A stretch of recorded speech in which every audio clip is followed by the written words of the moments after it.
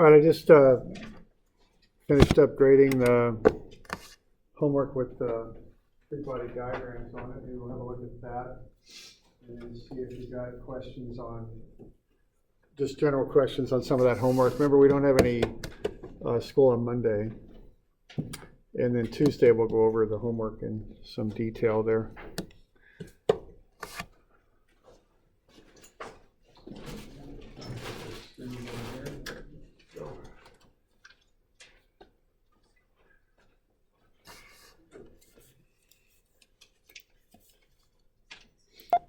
All right, that first one there, you just put those forces in.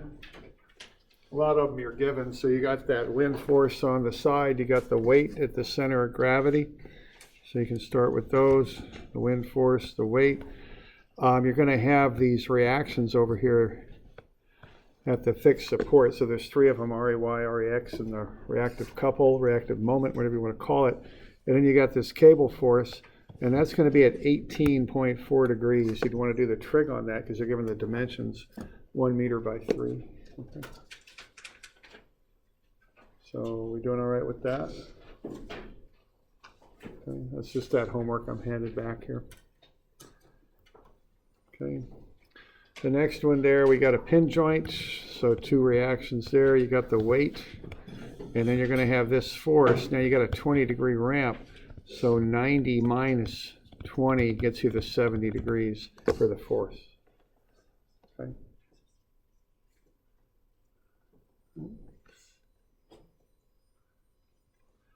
Okay, now this one, this is kind of an exercise in that idea of a force being normal to the flat surface. You just have to identify what the flat surface is. So at C, it's the wall. Here and here, it's the wall. The one, and then you got the weight. Now the one that's different is this little round support in the middle there, because what's going to happen there is the force will be flat, perpendicular to the flat surface, but the flat surface is the glass plate. So that's going to be perpendicular. That's going to act like a ramp. So when you take 90 minus the 67, you get 23 degrees there. That's what you end up with. Okay. So we're good with that one?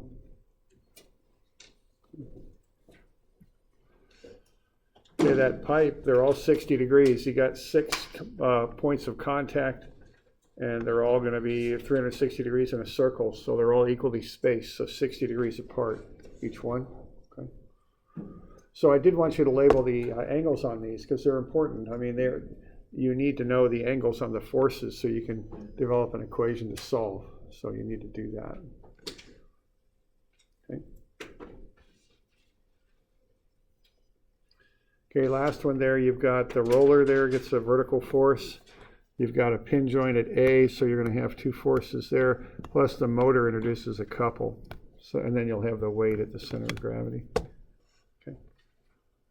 All right. So we doing all right with those?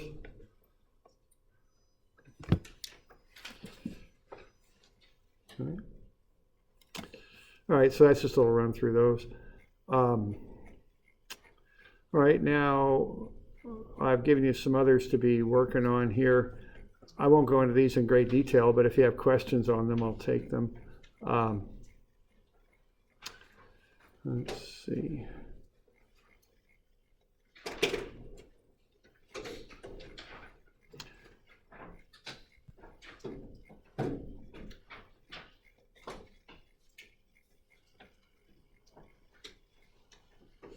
There we go. So this one, do we have questions on this one?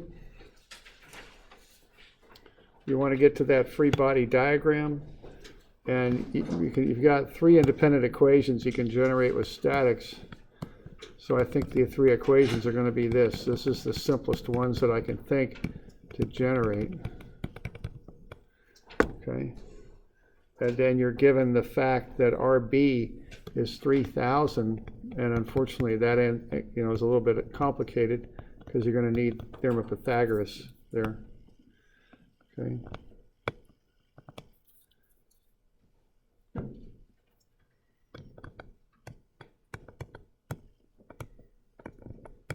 So like that. So really, you've got 4 unknowns there because RBX and RBY are independent. So you're going to need those 4 equations there to solve the thing. The complication is this. Now, it's not horribly complicated. You can solve this without using a spreadsheet or anything, you know, if you just kind of think through how to do it.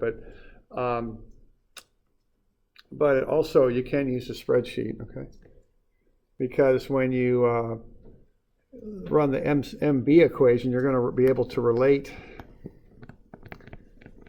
RA and the load, right? And then sum of fx, see, you'll eliminate RBX and RBY. Sum of fx is 0, you'll be able to look at RA and RBX. And then sum of fy is 0, you're going to be able to look at RA, RBY, and P. So you can kind of work your way down through that and link those together. You know, if you have a value for P, you can find RA. If you have RA, you can find RBX. And if you have RA and you've guessed at what P is, you can find RBY. And then you can go ahead and run your RBX and RBY and solve for the 3000. That's kind of the sequence you can use on this. All right. So, and as I've mentioned earlier, you can use a spreadsheet on this if you like. Now, you don't need to. I mean, it's entirely up to you. But you know, you can go ahead and do that, and then you can just kind of link those equations together. And when you've done that, you can then just start plugging in different values of P and see what happens. So this is just, and I just want to introduce this approach to solving problems. There's a fancy word for it. It's numerical analysis, I think. But whatever the heck you want to call it, the concept is right there. You don't have to solve it out in an exact way mathematically. Just link the equations together, put in inputs, and see what comes out on your spreadsheet. And the nice thing about spreadsheets is, you know, you get an immediate response, right? I mean, you know, that's 200. Here's 1,000. Let's put that in and see what happens. Okay, still not up to 3,000 for RB, are we? Okay. 2,500. You can just keep throwing numbers at that. The normal approach is to bracket, go high and low, and then just start, I use the term wiggling in. That's actually a surveying term when you're shooting distances. You got a prism, you kind of work the prism back and forth on it until you get the right distance. But so I don't think that's a technical term, but anyway, that's how you do it. Just shoot high and shoot low and just keep splitting the difference and getting closer and closer. Okay.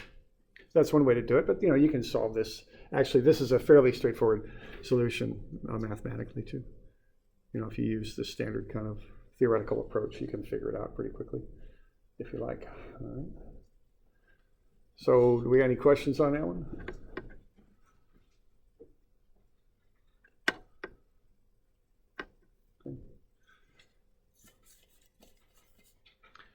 Okay. I can take them on Tuesday too. You know, it'd be fine. All right. Okay. All right. Then we got those 3D ones. We got this one. I would probably do this one visually, 281. I think it's straightforward enough where you could do that. This next one, though, is a little bit trickier. I kind of did you know, the thing to do in this one, 383, is that the key to this is finding the cable force. So if you can find a nice simple way to get that cable force worked out, the other things come out pretty simply. I did have kind of a note in there that's a little bit cryptic perhaps, but all that means is you've got force reactions only at A and B. There's no couple reactions at A and B. So the free body diagram will look something like that. I think we've got a weight on this thing, don't we? Yeah, we got a mass, so you're going to need to find the weight too. So there's your free body diagram. The key is going to be to find that cable force at C. Once you've got that, the others come out pretty readily.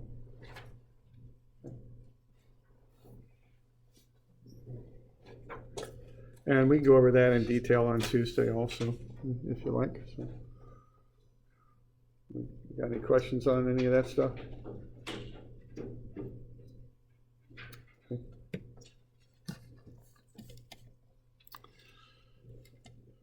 All right. Okay.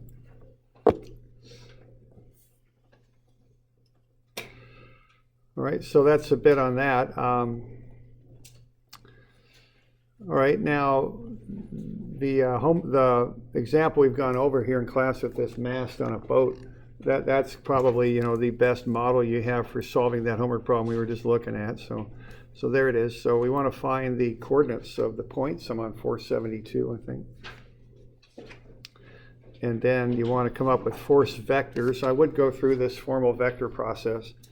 It gets you the components of the vectors in the 3 different directions. You don't know the magnitudes yet, but you know the proportions on the x, y, and z components.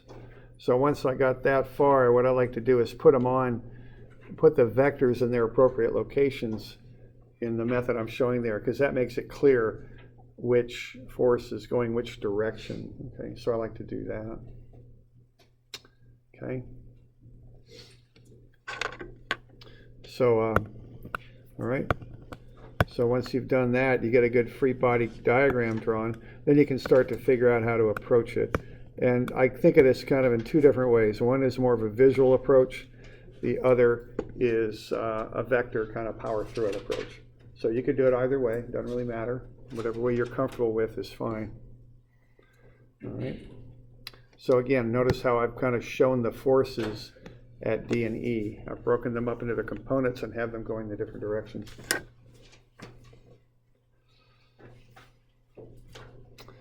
All right, and once we got that, then I just start to look at ways I could solve this. I notice if I look down on the mast like that, what I'm going to have is a very easy way I can relate DC to EB. So if I'm looking down in the negative Z direction on top of the mast, just looking down, or on the yard, I should say, looking down on it, the only things that cause that thing to rotate about the Z axis is the FEB and the components of FEB and FDC. I think those are Y components.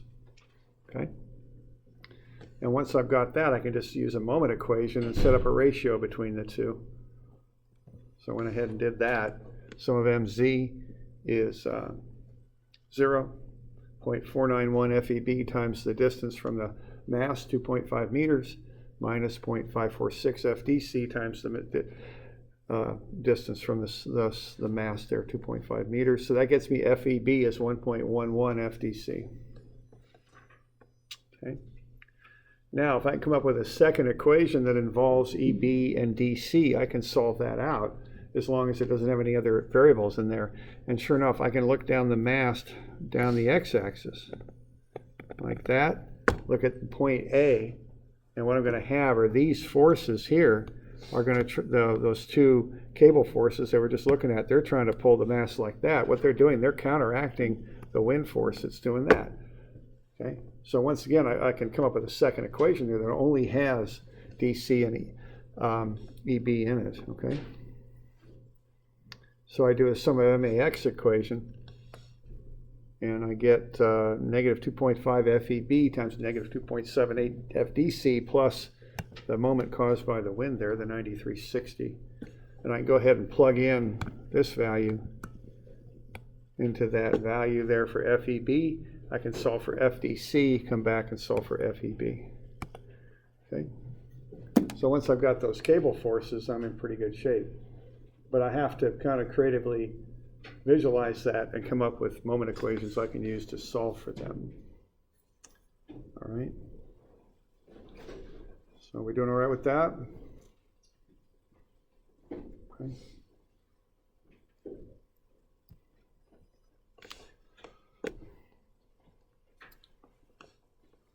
And then once you've got those, you can come in with force equations and solve for the reactions at A.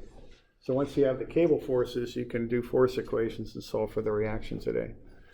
All right, and that's about as far as we got yesterday.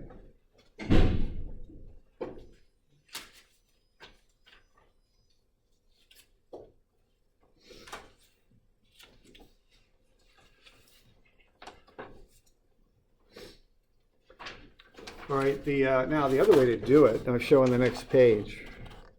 And this is just kind of powering through it with vectors. So what you want to do is just set up cross products. All right, and this That isn't the best projection up there. I know it's a little light, but you've got it in your packet. So what I would do then is I would take moments about A. And what I would want to do then would be to do position vectors from A up to G, where that's wind force is applied. And then I would want to do another one up to E. So that would have an X and a Z component, and then one other up to D. So I'm coming up with these position vectors from A, where I'm going to take moments about, up to those forces where the cables are attached. I'm going to come up with 3 cross products then. Okay, so what I'm looking at here is a moment about A. So up to point E, I got 2.5 in the X, and then I've got 5.1 in the Z. So there's the position vector, 2.5, 0, 5.1. And I've really got the same sort of deal up there to D, except it's negative 2.5. Okay. And then the last position vector that I've got is right up to the wind force, and that's just 0, 0, 3.9, where the center of gravity's at. Okay. So that gets me position vectors from A to the points where those 3 forces are applied. And then once I've got those, I just put in vectors for those forces. So right here I've got the wind acts in the negative y direction with 2,400 newtons. If I really wanted to be technical about that, I guess I could put in the negative 900 for the weight in there too, but I'm not going to worry about that because it just cancels out anyway. It doesn't cause a moment, so I didn't put it in there. But I guess I could have put that in there, okay? For that last term, instead of 0, I could have put a negative 900 in there to represent this. But I can see it goes right through A, so it's not going to cause a moment about A anyway, so I didn't bother with it, okay? And then after that, I put in the cable force with the unknown FEB and the cable force with the unknown FDC. And then I just run 3 cross products, which, as you can see, is pretty exciting stuff there, right? I mean, going through all that. And that's, see, the nice thing about this is you can just power through it, right? You can just set it up and run it, okay? You don't have to be thinking about strategies to solve for specific wires and that kind of stuff. But the disadvantage of it is I think, pretty obviously seen there. You got a lot of calculations to do, all right? So either way you can do it. You can do it whichever method you're comfortable with. Okay, so, and I just went ahead and ran those cross products. They're shown down below. I don't think I'll talk all the way through them because I'll get kind of bored with it. And usually when I'm getting bored with things, I know you guys are getting really bored. So it's just applying the equation, okay? I mean, it's just running the cross products. So is any questions on that? Kind of what's happening there? Okay. Yes, I noticed at the bottom we used only the z and the x equations. Yeah, right. Okay, there's no y that's generated from this, I don't think. Yeah, and so I didn't bother. Yeah, because if you look at those forces that are applied, there's no moment about the y-axis. Okay, and it's a good question, so it's kind of worth for me to kind of go over a little bit, you know. But what a axis represents in a 3D moment is the axis about which you'd spin. It's kind of like the axle of a wheel. So what's going to happen here are these 2 forces are going to cause a moment about the z-axis, just like we looked at when we did that visual equation. We're going to have a whole lot of forces that cause a moment about the x-axis, or excuse me, the y, or, well, let's see. No, there should be some y. I think the y just zeroes out. Okay, I'm sorry, the y zeroes out on this one, I think, because there are some forces that cause a y moment. There's that one, and then there's this one, those components. And they're redundant with the z moment equation is what they are, okay? So that just zeroes out. Okay, so what I end up doing here after I do those cross products is I collect all the terms as I'm doing right here. and then I just arrange them in rows for I, j, and k, x, y, and z, and the sum of each of those rows is 0. And yeah, what's going on there is a y equation, but it's redundant with the z equation. So they both get to the same result. So I just did the one of them. And again, you'll notice here that what I'm doing is the exact same thing as I did visually. The cross product just automatically generates it, is the deal. Okay.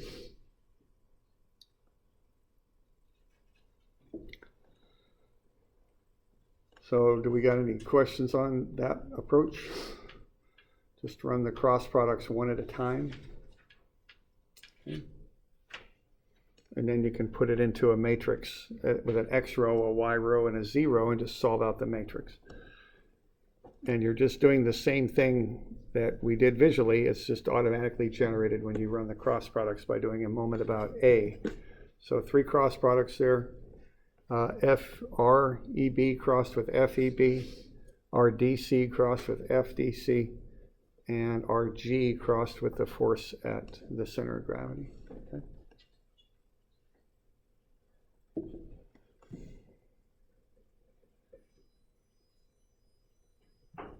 Okay.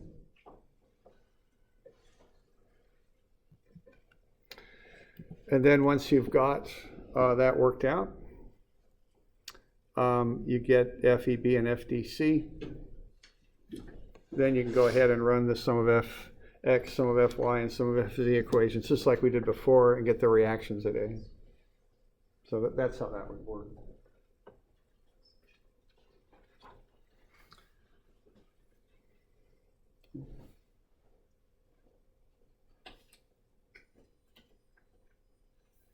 So do we have any questions on that?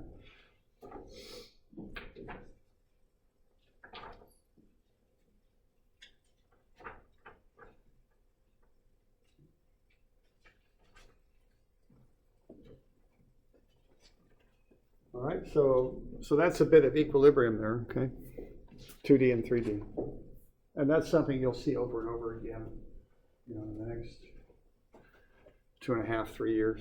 You'll see a lot of that, okay? And, you know, for good reason. I mean, you need to know, you want to define these things because you start with the forces applied to an object. You then use equilibrium to find the reactive forces. And once you know the applied forces and the reactive forces, you know all the forces acting on the object. Then once you know that, you can design it. But in order to design something, you have to know all the forces acting on it. So that's the reason that we do that.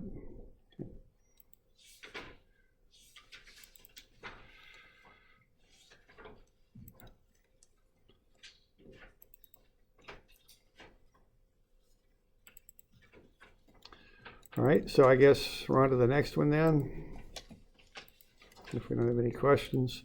And the next one is trusses, okay? So this is something that we use quite a bit to support loads that are kind of spread out over space. Things like bridges and roofs and things like that are often supported by trusses. So let's have a look at that. And this is one of those things, if you kind of keep your eyes open as you're going around, you'll see a lot of trusses if you look around a little bit. So let's start with what a truss is, and then we'll go from there.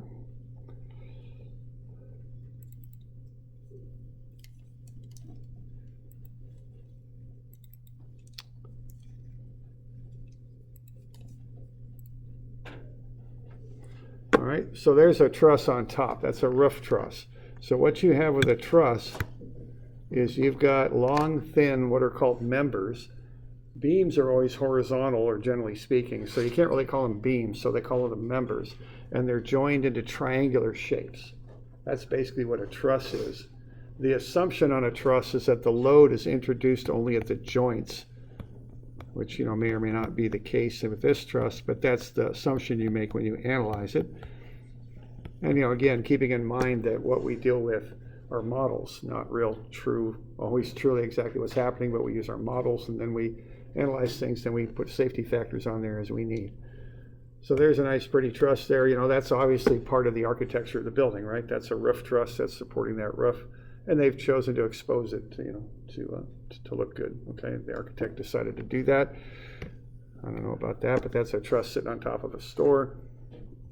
Which basically serves no purpose, right? Truss with nothing on top.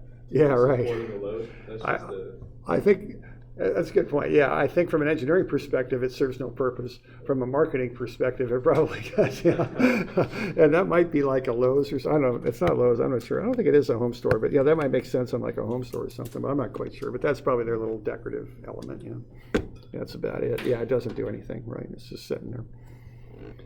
All right, now here's 3 bridges in Salem. I think there's a pretty similar situation in Albany. It's kind of interesting because as you get closer to the camera here, you get into more and more modern bridge designs. There's the old railroad bridge, the first thing that crossed the Willamette there, and that's a truss bridge. And you can see a lot of these old railroad bridges around here are trusses. That's how they were designed back, and I don't quite know the time period for that, probably around 1900 or something like that. The next step up was to, you know, now with a bridge, the whole thing with a bridge is you want to minimize, you know, the number of supports on the bridge because they're in the river, right? That's not an easy place to build. And the other thing is you got stuff floating down the river like logs and stuff like that smash into those, and that's not good either. So you want to minimize that. But of course, the further apart you put the supports, the stronger the bridge has to be, right? So that's kind of the downside of that, okay? So the challenge here is to come up with a strong span from one support to the other that doesn't cost a lot and isn't like hugely just massive. You know, that's what you're trying to do with a bridge. All right, so that was take 1 with a truss. Next thing you see here are these big steel girder beams. Okay, those things are huge. Now notice what's going on there, right? See how closely these supports are spaced? That's on the land, and they can get away with just concrete there, it looks like. But once they get into the river, they got to space those supports out pretty widely. Then they need this big, huge I-beam that they put in there, okay? Now the last run at this is right here, and that's I think that's a pre-stressed concrete beam. There's a plant where these are poured down in Harrisburg, and you might see these sometimes. They make trailers out of them, put wheels on either side and tow them around, usually late at night or early in the morning when they're building job sites, and they precast these things, concrete, in a controlled environment, and they can pre-stress them too. They can run cable reinforcing through these things and really put a lot of tension on that cable, which compresses the concrete, which makes it bow a little bit. See, concrete doesn't much like tension. It doesn't like sagging and kind of stretching. So, you know, a standard, just a regular old concrete beam for a long span, what that's going to do is it's going to go into a shape like that. And concrete handles compression just fine, but it doesn't like tension. Okay, when a beam sags, it stretches on the bottom. You get tension down there. Concrete doesn't handle that very well. So what they're doing with these beams is they put these cables in there. As they cast them, they put little steel plates on here like that, and the plates have holes, and they actually run cables through them, and they put a huge amount of stress on those cables. After it cures or before? Before. So then after it's cured, they cut the cables, and the cables pull in a little bit because they're under a lot of tension. And what that does is it bows that beam up just a little bit. So then when they put it here, it'll sag and it won't be in that tensile state. Are they putting actual cables in there, or yeah. Are they using rebar? No, it's actual cables in this case because they can pull those and get the tension on them, whereas rebar, you can't really do that. Okay, so instead of rebar, they're using steel cables. Okay, so that gets a little bit of arch in those, and that's commonly used on bridges. Okay, so that's kind of a nice little shot of evolution of bridge technology. As you get closer to the camera, you get to more modern approaches. Okay, and cheaper and more easily constructed and all that. Okay. All right, so we're focused a little bit more on the bridge. Okay, so trusses are structures made of long, thin. The term is members joined into triangles. Okay, which is key. They have to be joined into triangles. So I'm on page 480. Okay. They're used to support load. There's a couple trusses here on campus. That's the greenhouse there. Not much of a, high load bearing truss, but that's what that is. See those triangles in there? Okay. All right. Now, the members are joined only at their ends. All right? For the purpose of analysis, the members are assumed to be joined at the end by frictionless pin joints. Okay? So the places where the members are joined are called joints. Okay? And that's where the loads are applied, at the joints. That's the term we use. So we call these long, thin members, is what we call them, that go from joint to joint. All right, now, when you do that and you load that up, it acts like a linkage. If you remember back when we were doing the free body diagram stuff, we looked at links. That's basically what these truss members are. They're links. And if you remember when we talked about links, links act a lot like cables, right? The force in a link goes from one pin to the other. So you see the same thing that happens with trusses. Okay? The force goes from one pin to the other. There's a special name for this. They're called two-force members. So if you have two pin joints on a long, thin piece like that, what's going to happen is if there's no other supports and you apply forces only at the joints, the member will align with the force. Okay?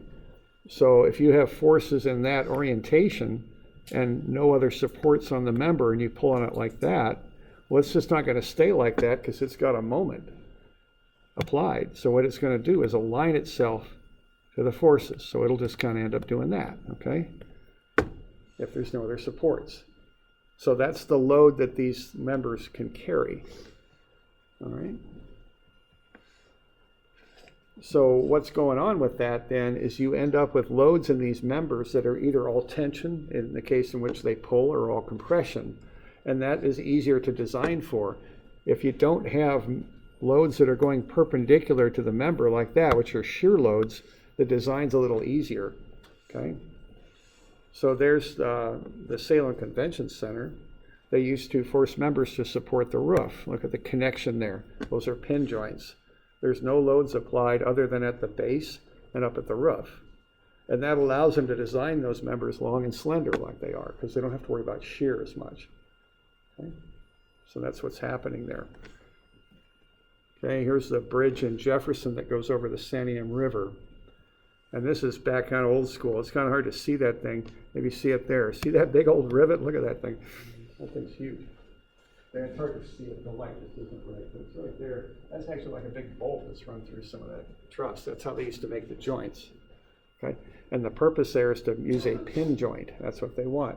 Because that way the members are just in tension or compression and are much more easily designed. There's a better photo of it, better light right there. See that? The cap on that thing? Okay. All right, there's the greenhouse. See, they're doing the same thing, aren't they? It's a much simpler joint. They're just taking that tube and smashing it flat, running a bolt through it. But that's a pin joint. That's what it is. Okay. Now, this nice little clean theoretical stuff I'm showing you here, where we actually do have pin joints, which are actually what you're looking at there, okay? Now, in practical construction, maybe not, okay? Nowadays, when we do truss bridges, which isn't quite as often anymore because there's more efficient technologies for a lot of bridges, they use gusset plates. They take a plate and just push a bunch of rivets through it and connect that way, all right? And you see that on roof construction, too. They use these, I don't know what they call them, but they're like plywood kind of plates with a bunch of spikes through them that they kind of bang into the joints. I don't know, is there a word for that? Anybody? Any roofers, carpenters out here? I don't know what those are called, but they're like gusset plates, basically. All right? The plywood? Yeah, they're maybe not literally plywood, but yeah, they're like applied wood. They got spikes through them. That's how they connect a lot of those roof trusses now. Okay, there's a gusset plate there. See how those members are coming in and they got rivets in there? Okay. You see the gusset plates up there? There we go. Here's another way to do those wood trusses. Those are metal connectors there, okay? So those aren't quite pin joints. Okay, that isn't quite a pin joint. But again, we're getting into this idea of, you know, when you're out there working, you're not in a statics book anymore, okay? It's a little different. So when I started analyzing that thing, I think, how can I analyze that, all right? And one thing I'll look at is if that member is long and thin, And even if it's got a gusset plate connection there, if I start pulling on that thing sideways, what's that member going to do if it's long and thin and it's only connected at its very end? It's going to start rocking back and forth, right? I mean, that connector does not really give you a whole lot of moment of couple reaction. It gives a little bit, but not much, okay? So what you do, again, you just analyze this thing as though that's a pin joint. You realize it's not a perfect analysis, but it's better than nothing, and it might be a lot better than nothing actually, and you may not be able to get that perfectly, and so you use safety factors. I mean, that's how that works. Okay. All right. So we're going to treat that like it's a pin joint, even though we know it's not, but in reality, that's how we're going to analyze it. Okay. And that's one thing I'll suggest when you start working is don't get too caught up in the numbers like you do in school. Just treat these things like they're home improvement projects, even if they're huge dams and they're big bridges and all that. Just keep that part in your mind. They're things that make sense and they're put together certain ways. Don't ever forget that when you're running all the numbers. Okay. All right. So on its own, a two-force member can only support an axial load. That's all a two-force member can do. A two-force member cannot support a non-axial load. Okay. It can only support a load that goes from one pin to the other. That's all it can do. Now I can support a load like this with a truss. But to do it, what do I need? I need a second member in there to prevent the first one from rotating, right? And what's going to happen here is both of these are going to push back, and the net result of those two will counteract the force. That's what's going to happen in a truss. Okay? So that's how that works. Okay? So that's kind of a long spiel there, but what that boils down to is that these members that make up a truss are either all in compression, pure compression, or all in tension. They're one or the other, okay? Compression negative, tension plus, okay?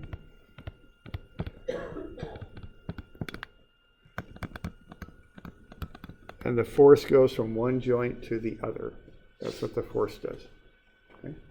So that's the bottom line. If you just want to be sure you keep that in mind.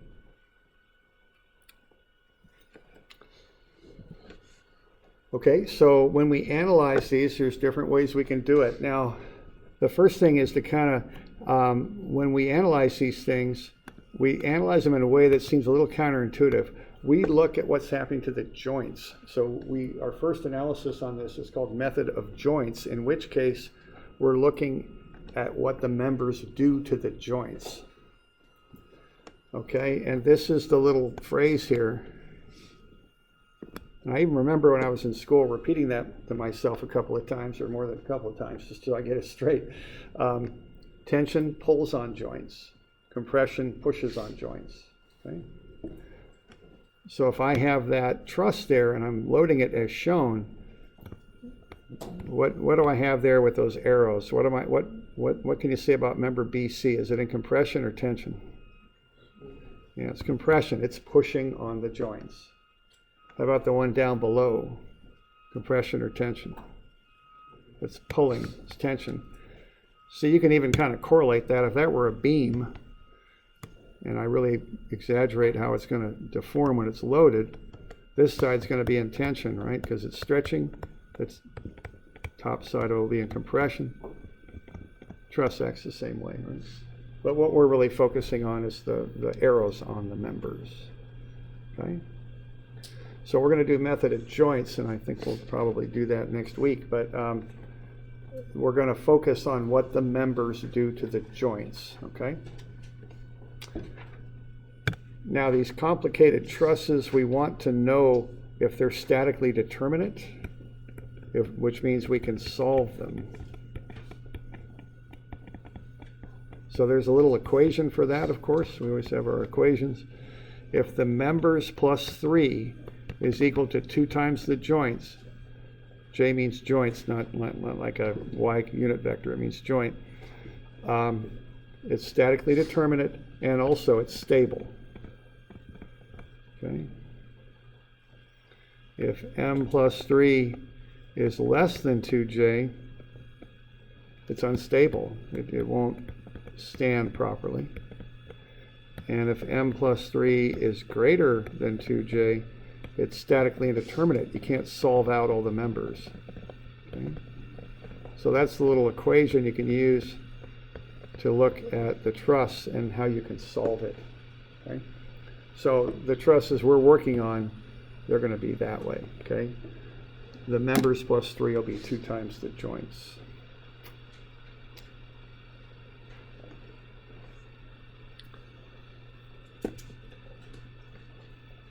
Whoops.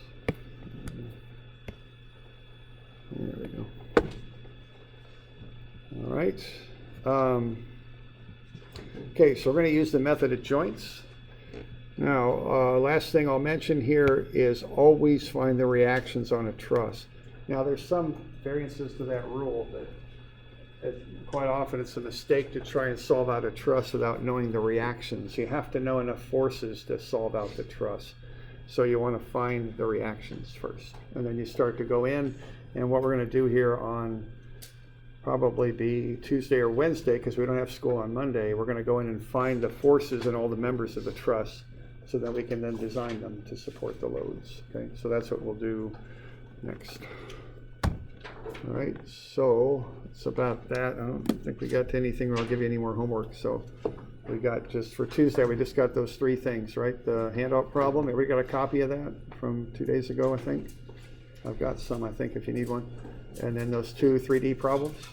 Okay. All right.